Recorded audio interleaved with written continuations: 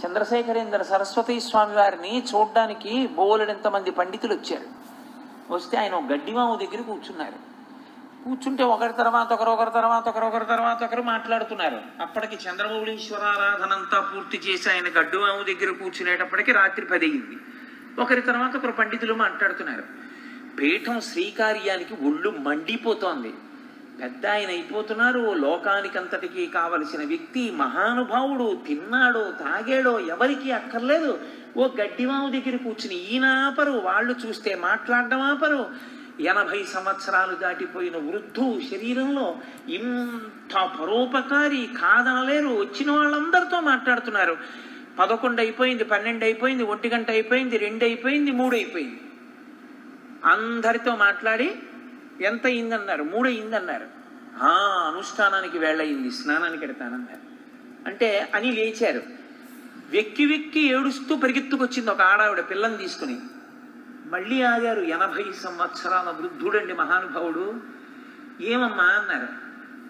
అయ్యా మీతో కష్టం చెప్పుకోవాలని 11 నుంచి నించున్నాను, మీరు పెద్దలతో మాట్లాడుతున్నారని ఆగాను. కడుపు మండిపోయింది శ్రీకార్యానికి. శ్రీకార్యం అంటే పీఠం మేనేజర్ గారు. ఆయన అన్నాడు, బుద్ధుందా లేదా?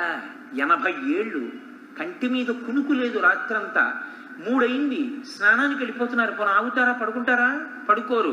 నువ్వో దానికి తయారయ్యావా అన్నారు. పరమాచార్య స్వామి వారు ఇలా తిరిగి ఆయన్ని ఏమో చెప్పడం మర్చిపోయాను, ఒక్కసారి నా గదిలోకి వెళ్ళి ఆ పుస్తకం ఒకటి ఉంది, అది ఇలా పట్టరా తొందరగా.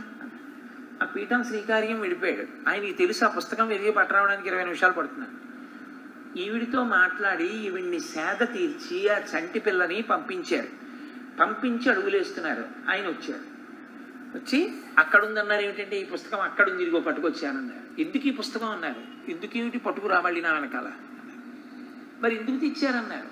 అంటే ఆగి అన్నారు, ఏమయ్యా పరమేశ్వరుడి దగ్గరికి వెళ్ళి కష్టం ఉన్నవాడు చెప్పుకుంటాడు.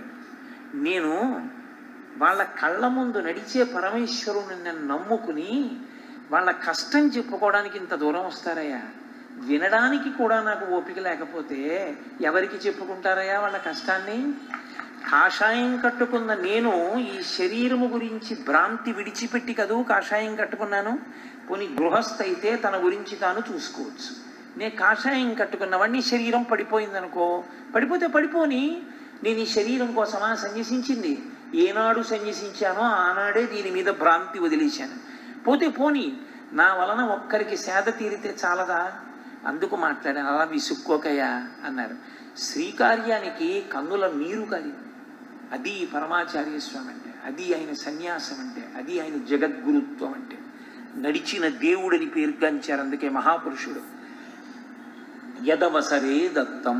మనిషిని ఆదరించి పలకరించడం కన్నా లోకమునందు ఉపకారము వేరొకటి లేదు. అందుకే సనాతన ధర్మమునందు సమాజ సేవలో చాలా గొప్ప సేవ ఏది అని అడిగారు. ఒక్కటే, మీరు 10 మందికి పనికొచ్చే మంచి మాట చెప్పడం.